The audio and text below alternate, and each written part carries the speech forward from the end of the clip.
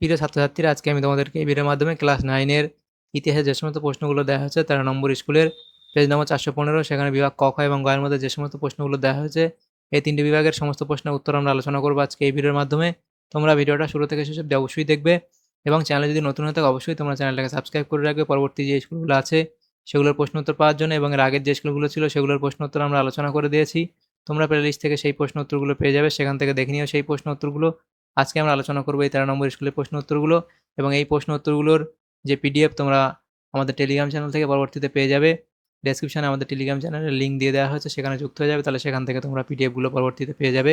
বিভাগ কয়ের মধ্যে যে প্রশ্নগুলো দেওয়া আছে দেখো, একের দাগে বলা আছে সঠিক উত্তরটি বেছে নিয়ে লেখো। একের দাগের একের প্রশ্ন, ন্যায্য অধিকার নীতি অনুযায়ী পূর্ব বংশের শাসন পুনঃপ্রতিষ্ঠিত হয়, তাহলে এখানে এ হবে স্পেনে, অপশান ডি, স্পেনে। পরবর্তী প্রশ্ন বলা আছে দেখো, ইউরোপের বিপ্লবের বছর বলা হয়, ইউরোপের বিপ্লবের বছর বলা হয়, এটা হবে 1848 খ্রিস্টাব্দকে।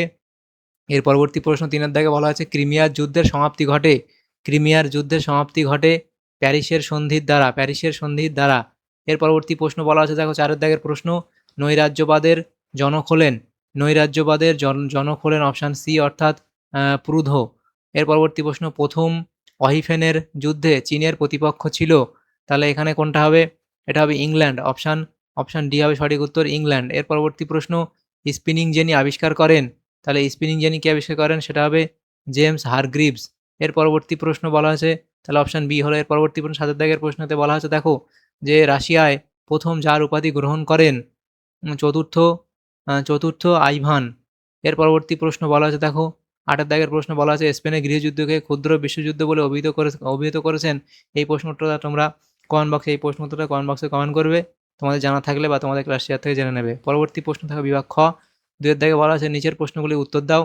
2-এর দাগের এ বলা আছে একটি বাক্যে উত্তর দাও। প্রথম প্রশ্ন, কে কবে জুলাই অর্ডিন্যান্স জারি করেন?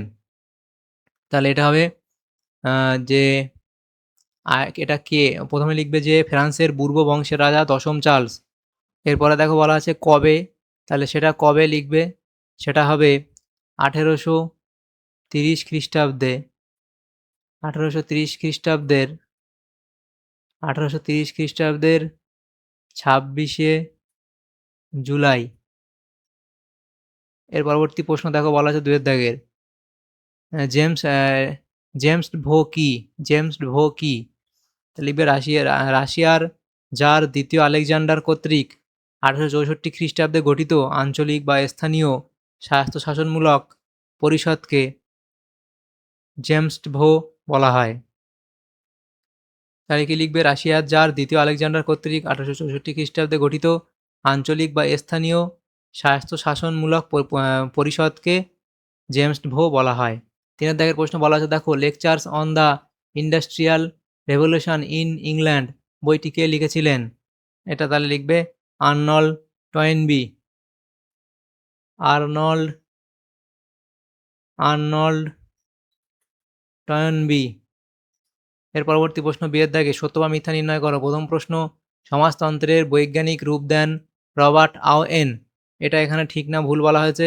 এটা ভুল বলা হয়েছে। পরবর্তী প্রশ্ন দেখো, টার্নপাইক ট্রাস্ট প্রথম গঠিত হয় ফ্রান্সে, এটা এখানে ভুল বলা হয়েছে। এর পরবর্তী প্রশ্ন, উড্রো উইলসন তার 14 দফা নীতি ঘোষণা করেছিলেন 1918 খ্রিস্টাব্দের 4 জানুয়ারি, এটা এখানে ভুল বলা হয়েছে।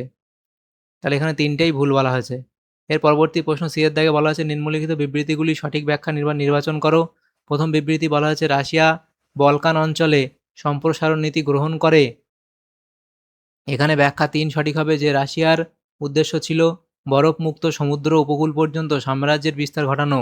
2 নম্বর বিবৃতি বলা হয়েছে দেখো, ইংল্যান্ডের শ্রমিকরা সে দেশের সেন্ট পিটারের মাঠে এক প্রতিবাদ সভায় একত্রিত হয়েছিল, তাহলে এখানে যে সঠিক ব্যাখ্যা হবে সেটা হচ্ছে ব্যাখ্যা 2 সঠিক হবে, যে হেবিয়াস কর্পাস আইন পাশ করে ইংল্যান্ডের সরকার সে দেশের শ্রমিকদের সভা সমিতি নিষিদ্ধ করে।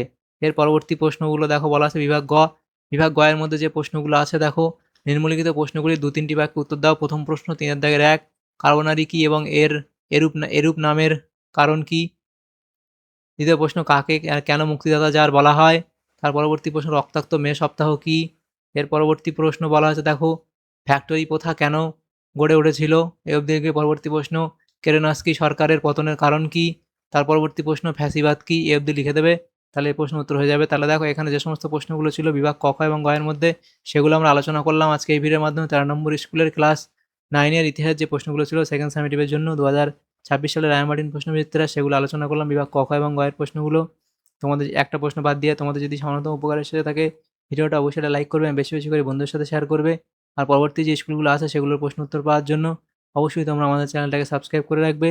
Thank you, thanks for watching.